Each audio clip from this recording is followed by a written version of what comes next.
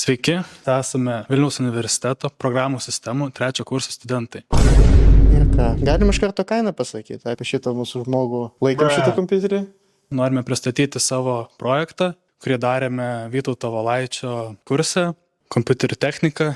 Kompiuteris pastatytas pagal Beniterio online, kaip ir kursą galim pavadinti. Turim pagrindinės sudedamasias dalis klokas, kuris duoda impulsinį signalus, kurie sinchronizuoja visą kompiuterį. 2 registrus, į kuriuos yra saugomas reikšmės. Turime sumatorių, kuris tas reikšmės arba sudeda arba atima. Program counterį, kuris skaičiuoja, kuri komanda dabar yra vykdoma. Taip pat turim instrukcijų registrą, nurodo į reikiamą programą šio laiko momento. Ir turim mikrokodo counterį, kuris skaičiuoja, kuri mikrokodo dalis dabar vykdoma.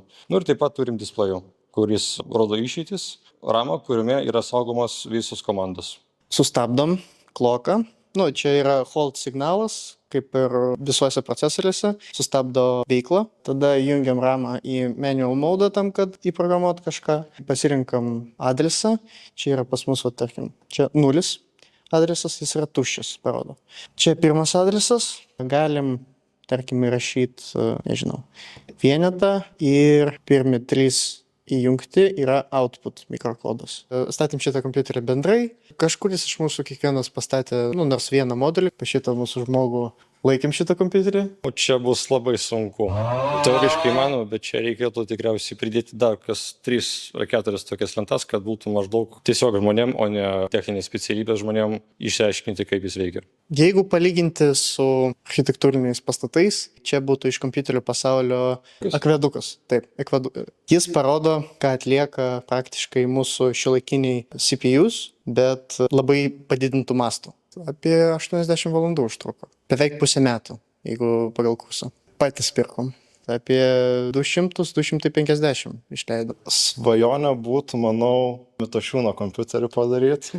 Kiek mums sakė, yra pačios schemos visos surašytos, kaip sujungti, tiesiog fiziškai dar nėra įgyvendintas tas. Patobulinti gal šitą kompiuterį, kad jis veiktų kiekvieną kartą. Tik įjungius elektrą ir iš karto veikia, nes kol kas jis nelabai stabilus. Būtų gerai iki galo šitą kompiuterį pabaigti, kad jis veiktų stabiliai, kad jį išjungus vėl gali įjungti ir jis toliau veiks. Galima nebent pridėti dar vieną įpromą, tai atmintis, kuri nėra perrašoma po kiekvieno restarto.